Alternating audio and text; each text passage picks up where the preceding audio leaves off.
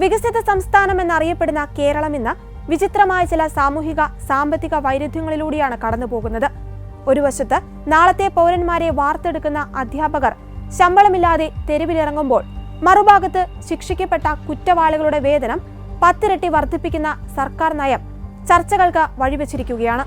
View point ചർച്ച ചെയ്യുന്നു: ഗുരുക്കന്മാർക്ക് പട്ടിണി, കുറ്റവാളികൾക്ക് ലാളന. ഇതോ കേരള മോഡൽ? ഭരണകൂടത്തിന്റെ ഏറ്റവും വലിയ ഉത്തരവാദിത്തം ഒരു നീതിപൂർവകമായ സമൂഹം കെട്ടിപ്പടുക്കുക എന്നതാണ്. ഇതിൽ ഏറ്റവും നിർണായക പങ്കുവഹിക്കുന്നത് അധ്യാപകരാണ്. എന്നാൽ കേരളത്തിലെ എയ്ഡഡ് സ്കൂളുകളിലും മറ്റും വർഷങ്ങളായി ജോലി ചെയ്തിട്ടും നിയമന അംഗീകാരമോ ശമ്പളമോ ലഭിക്കാത്ത 10,000-കണക്കിന് അധ്യാപകരുണ്ട്.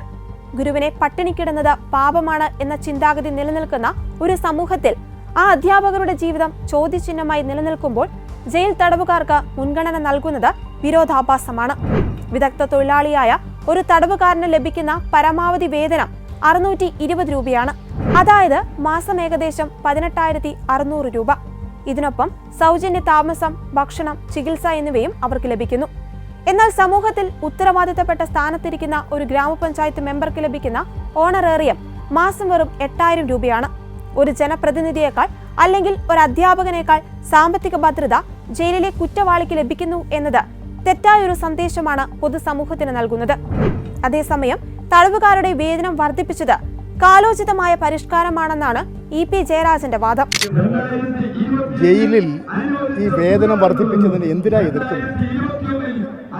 അത് പാപങ്ങളല്ലേ? പല സാഹചര്യങ്ങളാൽ കുറ്റവാളികളായിപ്പോയി. ആ കുറ്റവാളികളെ ശിക്ഷിച്ച് ജയിലിൽ കിടക്കുന്നു. അവർക്ക് വേതനം വർദ്ധിപ്പിച്ചു കൊടുത്തതിന് എന്തിനാ എതിർക്കുന്നത്? അതിനെ എതിർക്കുന്നത് തികച്ചും തെറ്റായിട്ടുള്ള നിലപാടാണ്. നമ്മുടെ തൊഴിലുറപ്പ് മേഖലയിലാണെങ്കിൽ അവർക്ക് ദിനപ്രതി 369 രൂപയാണ്. അത് വർദ്ധിപ്പിക്കാത്തത് കേന്ദ്ര ഗവൺമെൻറ്റാണ്. നിങ്ങളത് കേന്ദ്ര ഗവൺമെൻറ്റിനോടല്ലേ പറയേണ്ടത്? ഇത് വർദ്ധിപ്പിക്കണം. അങ്ങനെ വർദ്ധിപ്പിക്കുമ്പോൾ മിനിമം വേതനം കൊടുക്കണം. ആ മിനിമം വേതനം കൊടുക്കേണ്ടത് കേന്ദ്ര ആവിഷ്കൃത പദ്ധതിയാണ്, കേന്ദ്ര ഗവൺമെൻറ്റാണ്. അത് കേന്ദ്ര ഗവൺമെൻറ്റിനോട് പറയാതെ ഇവിടെ ഈ ജയിലിൽ കിടക്കുന്നവന് ഒരു ചില്ലറ പൈസ വർദ്ധിപ്പിച്ചു കൊടുത്തപ്പോൾ അവർ ആ ജയിലിൽ തന്നെ അത്യാവശ്യം എന്തെങ്കിലും സാധനം, സോപ്പോ എന്തെങ്കിലും വാങ്ങണമെങ്കിൽ ഇതിലിൻ്റെ ഒരു കൂലി കൊണ്ടാണ് വാങ്ങും. അത് കാലോചിതമായി പരിഷ്കരിപ്പിക്കുന്നതാണ്. ആ ഒരു നടപടി എന്തിനാ വിമർശിക്കുന്നത്? എന്ത് കാര്യത്തിനാ? ഇത്തരം വിമർശനങ്ങൾ വന്നാൽ ഒരു ഗവൺമെൻറ് എന്താ ചെയ്യുക? അതിൻ്റെ അകത്ത് ഇടപെടുകയല്ലേ ചെയ്യുക? എന്തിനാ ഈ ദ്രോഹം ചെയ്യുന്നത്? ഞാൻ പറയാം, നിങ്ങൾ പറയേണ്ടത് ഈ കുറഞ്ഞവർക്ക് വർദ്ധിപ്പിക്കാനല്ലേ പറയേണ്ടത്? ആശാ വർക്കർമാർ, അതുപോലെ തന്നെ തൊഴിലുറപ്പുകാർ, മറ്റ് വർക്കേഴ്സ്, അവർക്ക് പോരാ കൂലി, അതല്ലേ പറയേണ്ടത്. ഈ കൊടുക്കുന്ന ആനുകൂല്യങ്ങളെ എന്തിനാ എതിർക്കുന്നത്? അതാ ഞാൻ പറഞ്ഞത്, ഞങ്ങൾ തൊഴിലുറപ്പാണെങ്കിൽ തൊഴിലുറപ്പ് പദ്ധതി ഇതിൻ്റെ മിനിമം വേജസ് നിശ്ചയിച്ചത് കേന്ദ്ര ഗവൺമെൻറ്റാണ്. അവരത് മാറ്റി മിനിമം വേജസ് കൊടുക്കണം.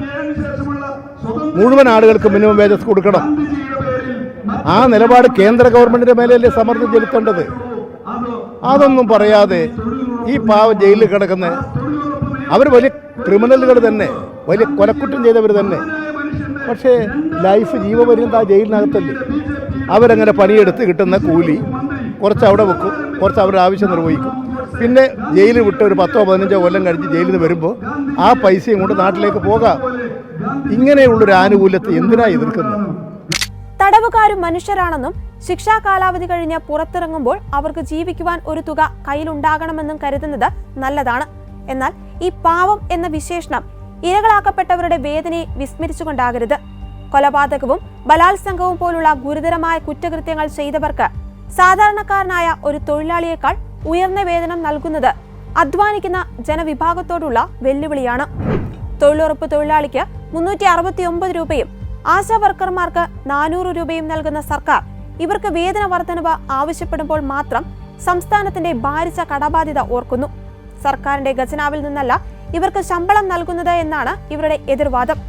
ജയിലിനുള്ളിൽ തടവുകാർ നിർമ്മിക്കുന്ന ചപ്പാത്തി, ചിക്കൻ കറി, വസ്ത്രങ്ങൾ എന്നിവ വിൽക്കുന്നതിന്റെ ലാഭവിഹിതത്തിൽ നിന്നുമാണ് ശമ്പളമെന്നാണ് വിശദീകരണം. തുകയുടെ 50% തടവുകാരന്റെ ഭാര്യയ്ക്കും മക്കൾക്കും ബാക്കി 30% ഇരയാക്കപ്പെട്ട കുടുംബത്തിനും ബാക്കിയുള്ള 20% മാത്രമാണ് തടവ് പുള്ളിക്ക് ലഭിക്കുന്നതുമെന്നാണ് ഇവരുടെ ന്യായീകരണം. എന്നാൽ ഒന്ന് ചോദിച്ചോട്ടെ, തടവുകാരെ പാർപ്പിക്കുന്നതിനും അവരെ നോക്കുന്നതിനുമായി നിയമിച്ചിരിക്കുന്ന ഉദ്യോഗസ്ഥർക്ക് ആരാണ് ശമ്പളം കൊടുക്കുന്നത്? ഇവർ നിർമ്മിക്കുന്ന ഭക്ഷണ വസ്തുക്കൾ, ഫർണിച്ചറുകൾ എന്നിവ ഉണ്ടാക്കാൻ ആവശ്യമായ സാധനങ്ങൾ ആരുടെ നികുതി പണം ഉപയോഗിച്ചാണ് വാങ്ങിയത്? ഇവരെ താമസിപ്പിച്ചിരിക്കുന്ന ജയിലുകൾ, ഇവർക്ക് കൊടുക്കുന്ന മെഡിക്കൽ സപ്പോർട്ട് എന്നിവ ആരുടെ ചെലവിലാണ്? ഇതിനൊക്കെ സർക്കാർ ഉത്തരം പറയണം. അധ്യാപകർക്കും ആശാ വർക്കർമാർക്കും തൊഴിലുറപ്പിന് പോകുന്നവർക്കും കുടുംബമുണ്ട്. അവരെ ആശ്രയിച്ച് ജീവിക്കുന്ന ഭാര്യയും മക്കളുമുണ്ട്. ഒരു ഭരണകൂടം കുറ്റവാളികളെ തിരുത്താനാണ് ശ്രമിക്കേണ്ടത്. എന്നാൽ കുറ്റവാളിയായാൽ മികച്ച വേതനവും സുരക്ഷിതത്വവും ലഭിക്കും എന്ന അവസ്ഥ വരുന്നത് ക്രിമിനൽ പശ്ചാത്തലമുള്ളവർക്ക് ആത്മവിശ്വാസം നൽകുന്ന ഒന്നായി മാറാൻ സാധ്യതയുണ്ട്. അധ്വാനിച്ച് ജീവിക്കുന്ന സാധാരണക്കാരൻ നിത്യവൃത്തിക്ക് വകയില്ലാതെ ബുദ്ധിമുട്ടുമ്പോൾ ജയിലിൽ സുരക്ഷിതമായ ജീവിതം ഉറപ്പാക്കുന്നത് സാമൂഹികമായ അസന്തുലിതാവസ്ഥ സൃഷ്ടിക്കും. അധ്യാപകരെ അവഗണിക്കുന്നത് വഴി സർക്കാർ നൽകുന്ന സന്ദേശം ഗൗരവമാണ്. ഒരു വിജ്ഞാന സമൂഹം കെട്ടിപ്പടുക്കണമെങ്കിൽ അധ്യാപകർക്ക് മാന്യമായ ജീവിത സാഹചര്യം ഒരുക്കണം. അവർ പട്ടിണിയിലാകുമ്പോൾ വിദ്യാഭ്യാസ നിലവാരം തകരും. ഇത് ഭാവിയിൽ കൂടുതൽ കുറ്റവാളികൾ ഉണ്ടാകാൻ മാത്രമേ കാരണമാകൂ. അതുകൊണ്ട് തന്നെ കുറ്റവാളികളെ പരിഗണിക്കുന്നതിനേക്കാൾ ഊർജ്ജസ്വലതയോടെ അധ്യാപകരുടെ പ്രശ്നങ്ങൾ പരിഹരിക്കുവാൻ സർക്കാർ തയ്യാറാകണം.